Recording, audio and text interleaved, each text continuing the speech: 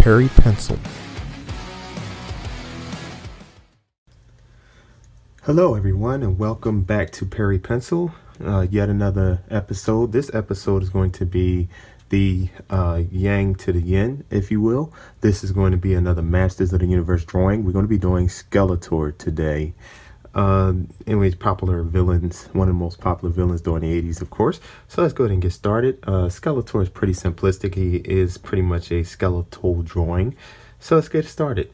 For this one, it's going to be a bust high drawing. So let's go ahead on and bring a line down just below the top of the sheet here so that the top of his head doesn't go off the page. That's why I do that for those of you who are starting out drawing. Okay, so let's divide the page in half, and I do this because you'll know the distance between left and right. And I'm kind of excited about this 80s lineup because I don't pretty much see it being done much, and it's only popular because everybody that grew up during the 80s as I did only care about it. But the thing is that they're popularized through toys, action figures, and things like that. So I want to bring it to the forefront in the tutorial drawing, if you will. I know there's others out there probably doing it. I'm not keeping up with who else is doing what. So, you know, let me know in the comment section if you think there's other artists out there doing what I'm doing, if it matters to you or not. All right, so if you notice, I'll catch you up to what I've been doing. I usually draw a rectangular shape for the head. It makes it easier to keep the form intact of what you're trying to do. So let's start off with an oval shape. And usually the way I do that is it curves within the box, so that way it has more accuracy to the shape of the head. You bring that around and let the oval go off the edge of the bottom here. That gives the chin, because you don't want to shorten it and make the face look funny. If I brought the chin up, it wouldn't look right with the dimensions of the head. All right, so here we go. We have our oval shape in place, and if you notice, I had no problem with getting the shape and size within this rectangular shape. That's why I do that every drawing, so you can practice it and learn how to structure the head better. All right, so I just put in the two temple lines here. I will explain. Well, it helps you give dimensionality to the frontal lobe, and the side of where the temples are. So let's get that line in for where the eyes are going to be, or a skull sockets, if you will, nose, and then the bottom of the jaw is going to come in here. We'll structure that later. All right, so as you see here, I have a simplistic, rough drawing of the head.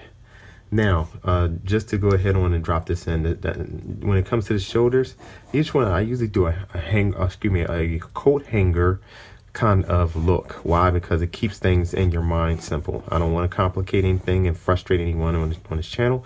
So let's go ahead and make a coat hanger, which is very simple, is a triangular shape. Notice I have it where it's easy to come from the back of the oval here that I put in place, and then I have the triangular shape come right out of that, and it fits top to bottom here.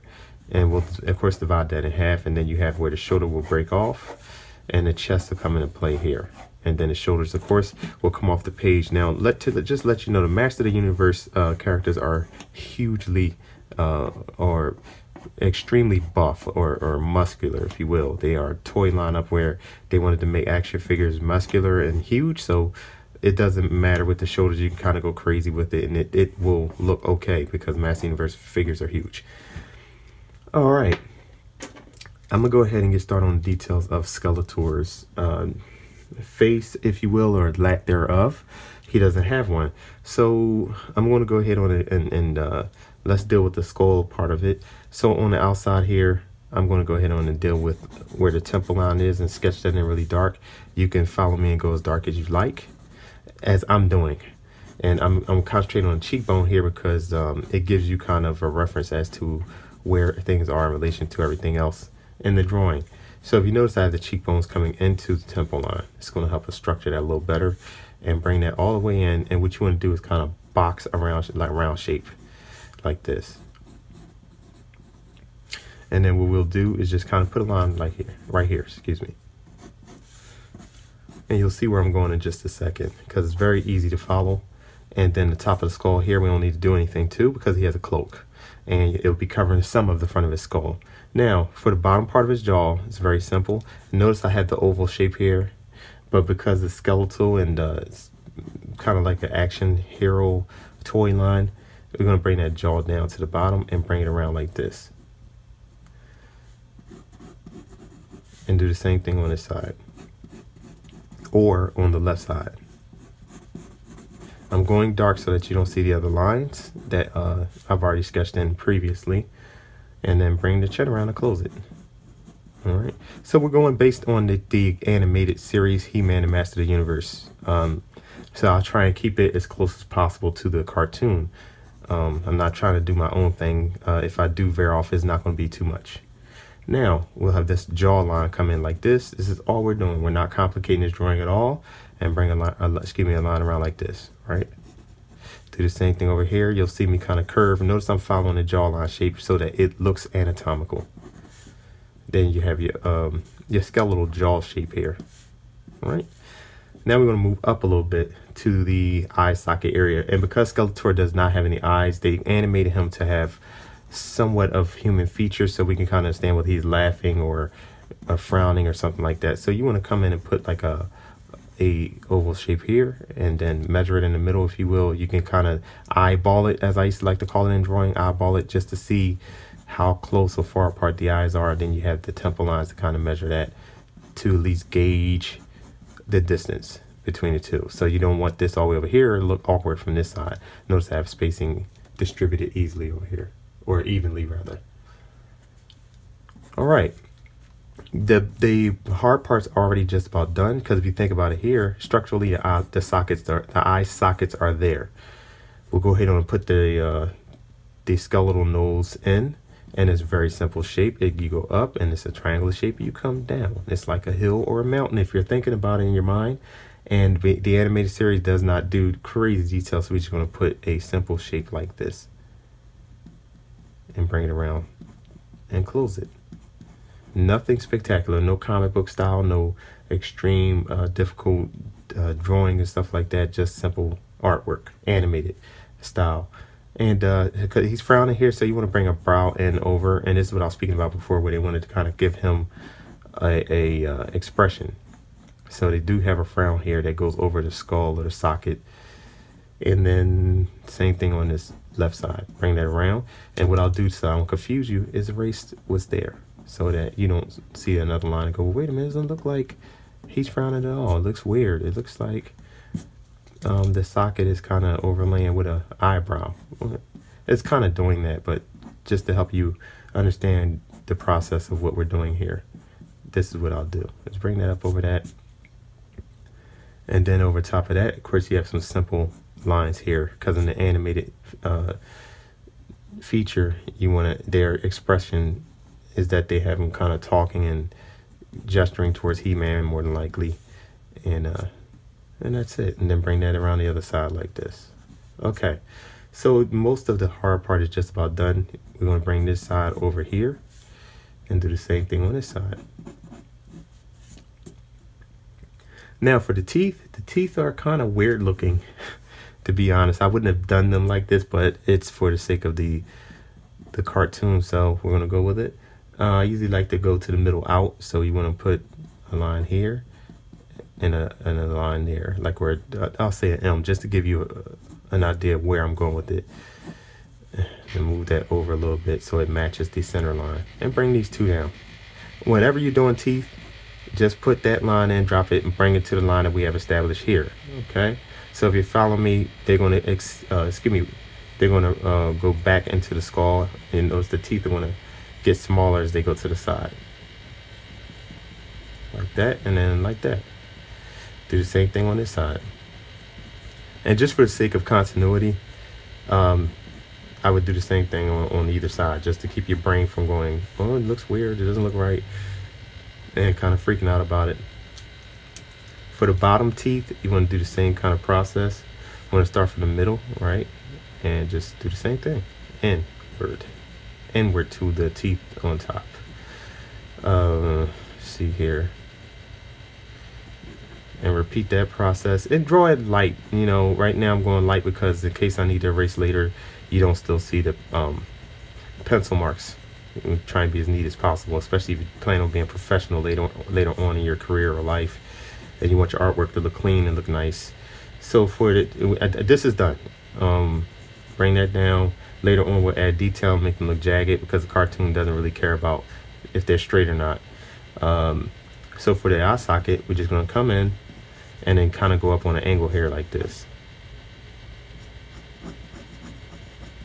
And do the same thing on this side. All right, so this portion of his face is done. Okay, and it didn't take long at all. I'm going to switch pencils out here, and I'm going to go to the cloak. The cloak, pretty much his skull floats inside the cloak. So we're going to bring the cloak just up above the edge of the hair.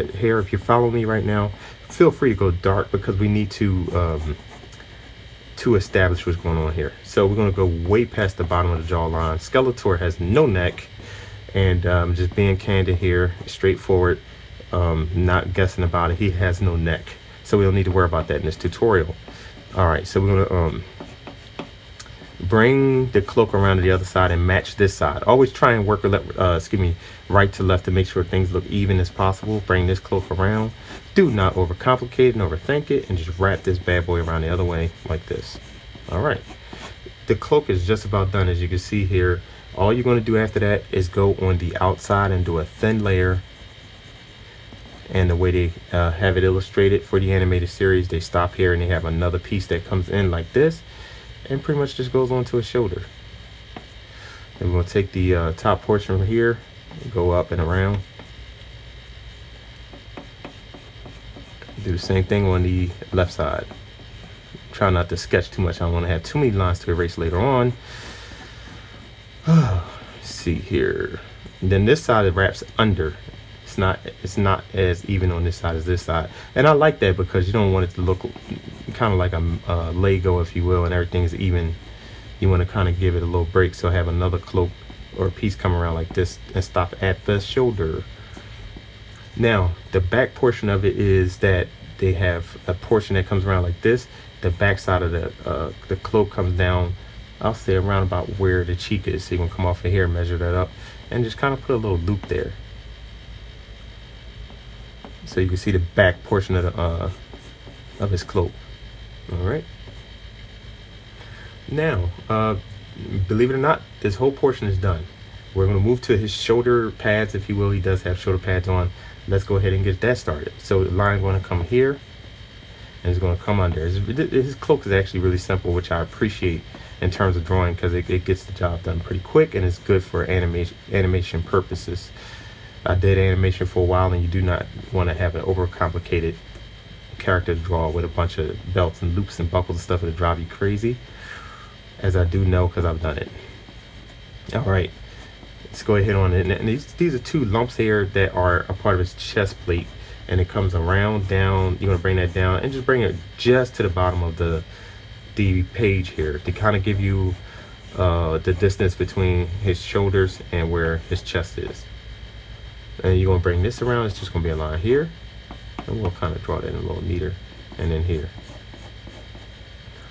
All right, and then for his shoulder pads, he has these three I don't know what to call this, but let's just put the three lines here. Follow what I'm doing, and then come around like this, and then like that, and then bring it to. I'm going to use the edge of the page to measure this because this is an important piece of Skeletor's attire.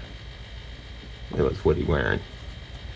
Sketch that in the drill. I love it. It's just a circle here, circle here, a circle here. When I had the toys when I was a young boy, I remember all of these different features. So it's just to draw it now is like it's amazing. I just love it because I remember playing with these action figures when I was very small.